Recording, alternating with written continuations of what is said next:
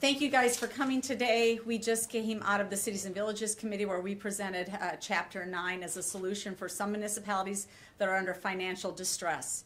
And with me today is Ted Dabrowski and Mark Glennon, both of wirepoints.com, where they gave a detailed analysis of the top 20 cities that they think are in the most stressful conditions financially, and then what does it mean if we went through some sort of restructuring of the debt, otherwise known as bankruptcy.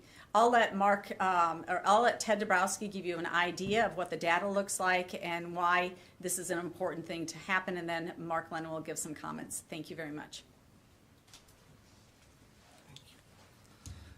Thank you all for being here.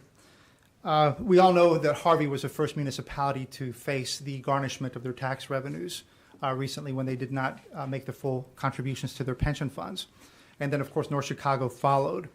And when WirePoints heard this news, we quickly looked at the Department of Insurance information, knowing that many, many cities had failed to make their full contributions. And when we did that analysis, we found that nearly 400 pension funds were shorted their full payments, meaning that about 200 municipalities in Illinois could face garnishment. And of course, that would create all kinds of financial and legal chaos.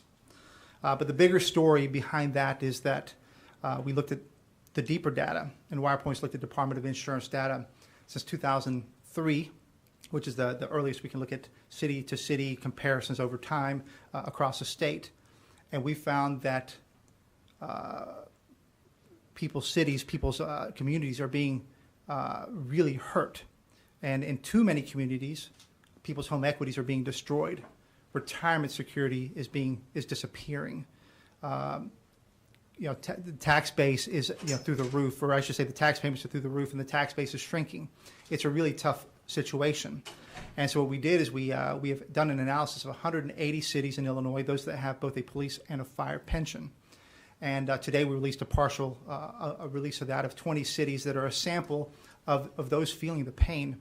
And when you look at the collapsing ratios, when you look at how much more of the budget is going to pensions, when you look at how much more taxpayers are putting in, when you look at how upside down all those pension funds are, because most of them now have more beneficiaries than actives, it spells real trouble. Illinois legislature and its politicians have done nothing to fix that problem in the last 15 years. And it's only going to get worse if we continue that. I came down to Springfield to fight for the taxpayers. I'm still fighting for the taxpayers.